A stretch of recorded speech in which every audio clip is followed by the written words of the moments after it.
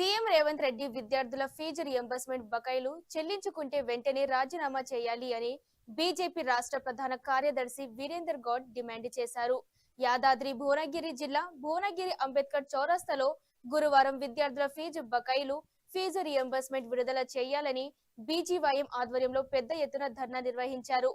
BRS Congress ప్రభుత్వాల చేతగాని పాలనలతో విద్యార్థుల భవిష్యత్తును ఆగమ్య గోచరంగా మారిందని విమర్శించారు. భవిష్యత్తు పట్ల ఎన్నో ఆశలతో చదువులను కొనసాగిస్తున్న విద్యార్థుల అంధకారం చేస్తున్నారని ధ్వజమెత్తారు. విద్యార్థుల భవిష్యత్తు దృష్ట్యా ప్రభుత్వం దశల వారీగా ఫీజు రియంబర్స్మెంట్ విడుదల చేయాలని సూచించారు. ఈ కార్యక్రమంలో జిల్లా పార్టీ అధ్యక్షులు ఉట్కూరి అశోక్ గౌడ్, చంద మహేందర్ గుప్తా, మాయా దశరథ, సుర్వి శ్రీనివాస్ గౌడ్, రత్నపురం శ్రీశైలం, రత్నపురం బలరాం, ఆకుతోట రాజు, పరమేష్, బీజీవైఎం నాయకుల దయ్యాల కుమారస్వామి, భువనగిరి సిద్ధు, గుర్రం ప్రవీణ్, పవన్ తదితరులు పాల్గొన్నారు. ఈరోజు భువనగిరి టౌన్లో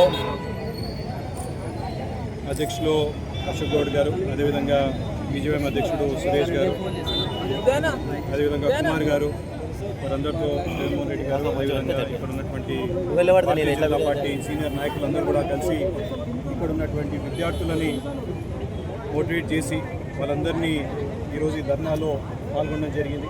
మరి ముఖ్యంగా జరుగుతున్నటువంటి ఈ విద్యార్థుల ధర్నా ఫీజు రియంబర్స్మెంట్ కోసం కూడా ఈ ఫీజు రియంబర్స్మెంట్ అనేది ఏదో ఇప్పుడప్పుడు వచ్చినటువంటి డిమాండ్ కాదు. గత 12 సంవత్సరాల నుంచి కేవలం ప్రభుత్వ నిర్లక్ష్యం వల్ల, గతంలో ఉన్నటువంటి బీఆర్ఎస్ కేఆర్ఎస్ ప్రభుత్వం కావచ్చు, ఇప్పుడున్నటువంటి కాంగ్రెస్ ప్రభుత్వం కావచ్చు, వీరి నిర్లక్ష్యం వల్ల ఇప్పుడున్నటువంటి విద్యార్థులు వాళ్ళు ఇబ్బందులు పడుతూ ఉన్నారు.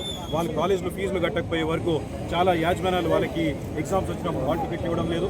అదేవిధంగా ఇప్పుడు ఎవరికైతే 4th ఇయర్ పాస్ అయిపోయినారో వాళ్ళకి ఉద్యోగాలు వస్తే దీనికి కారణం ఎవరంటే ఈ చేతగానటువంటి ఈ కాంగ్రెస్ ప్రభుత్వం, చేతగానటువంటి టీఆర్ఎస్ ప్రభుత్వం, గతంలో ఉన్నటువంటి ముఖ్యమంత్రి కేసీఆర్ గారు, ఇప్పుడు ఉన్నటువంటి ముఖ్యమంత్రి రేవంత్ రెడ్డి గారు ఎవరైతే విద్యాశాఖ మంత్రిగా కూడా ఉన్నారు.